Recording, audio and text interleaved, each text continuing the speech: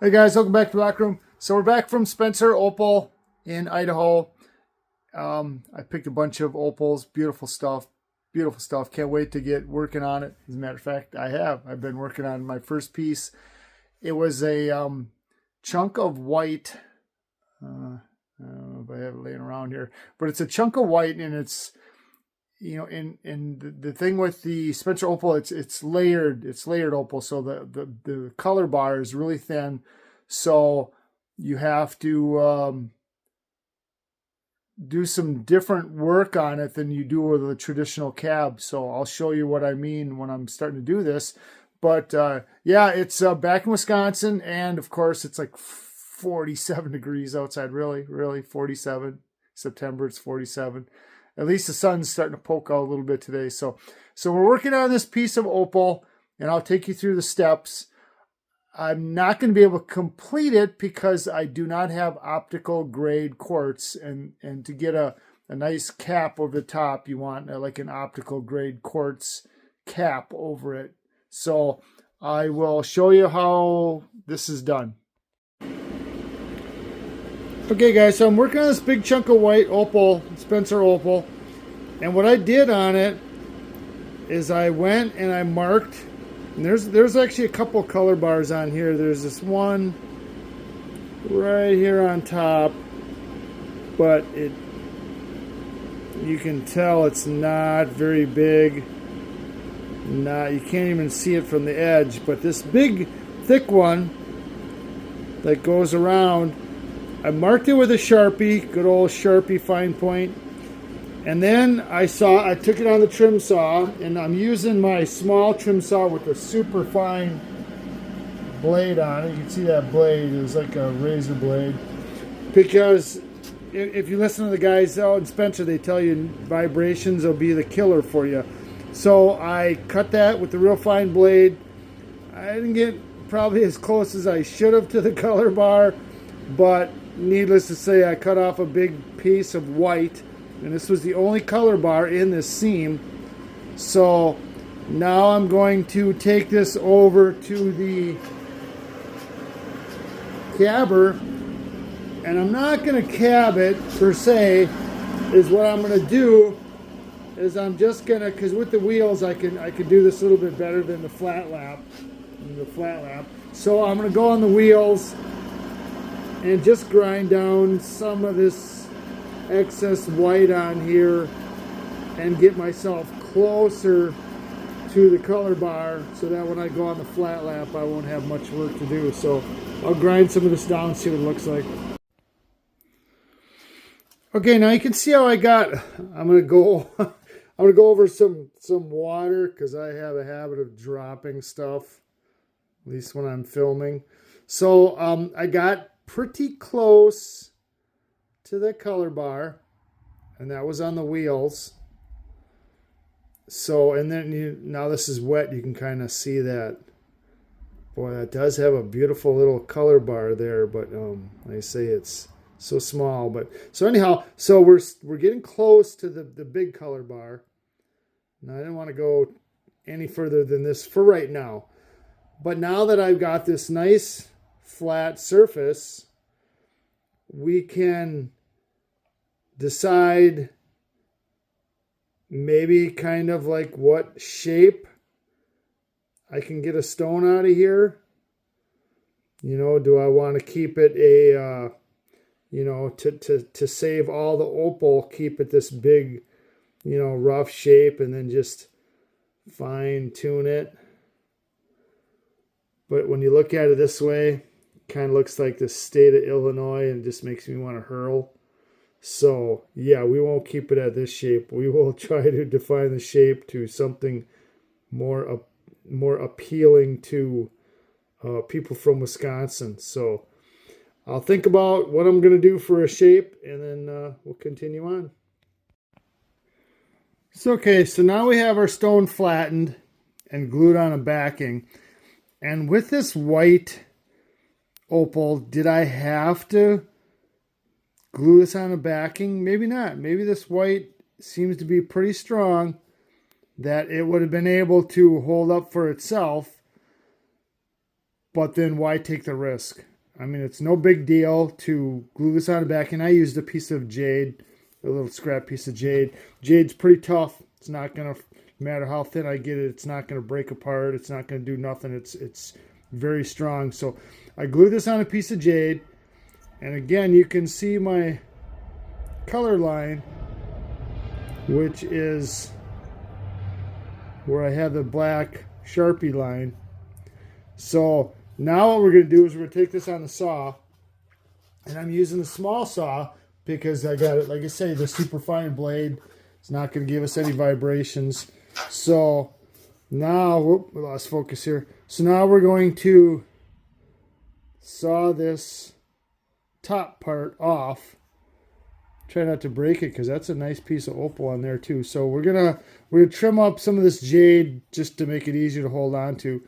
And then I'm going to saw that opal off there, you know, pretty close to the line where I need it to be. And then we'll go on from there. Okay, so now we cut that piece off. And like I say, this is the piece we want to save because it's got some real good color. Real nice piece there. But this is our piece, so we cut this off. Now I'm going to take it back over to the cabbing wheels and just get closer to my color bar and maybe remove some of this excess green around the edge. Okay, so now I got this pretty thin, about as thin as I want to go. And let me get a little different. Okay, so I got this pretty thin. Right down to the color bar. And yeah. What do you think?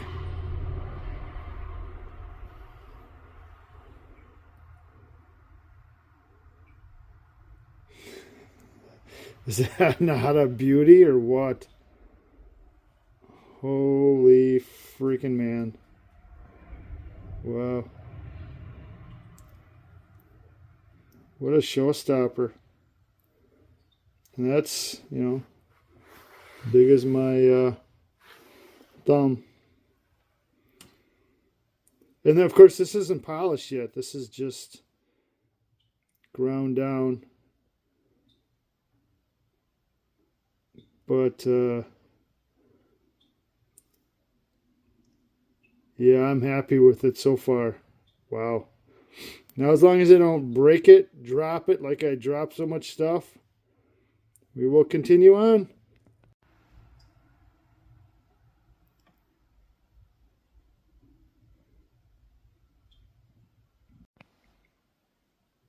Okay, here's a shape. I'm going to cut this down. And yes, I know a lot of people are like, cut it, cut it. It's an opal, so it needs a, and this is dry. That's why it doesn't look quite so flashy because it's dried right now. So yes, we will cut this into a traditional shape because, you know, it's an opal, so it should be, it doesn't have to be, but it should be in a traditional shape. So, you know, am I going to lose some stuff around the edges? Yeah. But again, if you were to grind this flat and that flat and then that flat and then this side flat, you're going to lose all that anyhow. So it's not like you're really losing anything, but you're going to gain a traditional stone. And if you look at this, I mean, this is, you know, would this be too big for even a, not for some people, right? Would that be too big to be a ring?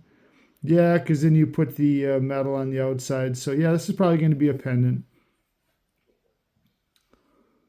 A really nice pendant. So yeah, so I will, you know, dread the word, hack off this extra stuff. And, we'll keep marching on. Okay guys, this is our first Spencer Opal. Of course this isn't the Opal, this is the jade backing. So let's flip this over and take a look at it. And there you go. Here's a Spencer Opal.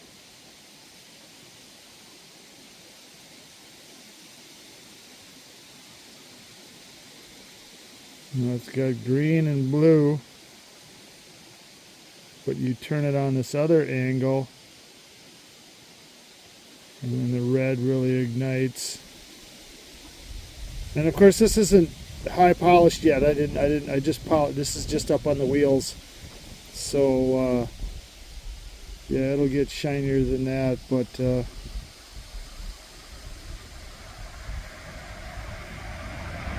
yes,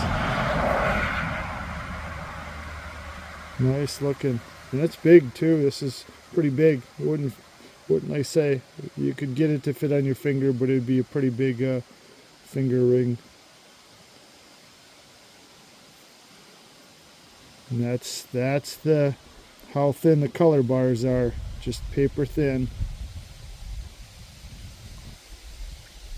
So this should actually have a an optical quartz layer put on top, which I don't have right now. So this will have to be where it stays for the time being.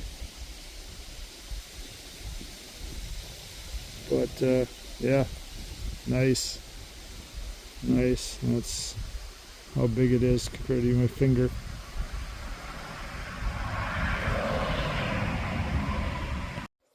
So yeah, is that not a crazy looking piece? Beautiful opal.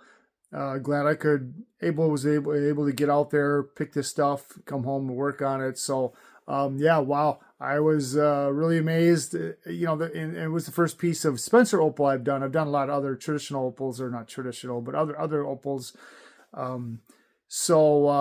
Yeah, wow, what a freaking beauty. So yes, I do need to get an optical quartz cap over it to give it a little bit of a dome, kind of protect the surface, because opal's not like diamond hard. It's, you know, and when you're talking something that's layered so thin, you don't want to damage it. You don't want to hit it against something and shatter that top or nothing. So we'll get a piece of optical quartz sooner or later. I'll put that over the top, and then we'll be able to continue on, make it into a pendant and wear it. So yes, what an absolute beautiful specimen. I mean, the colors in there are just phenomenal.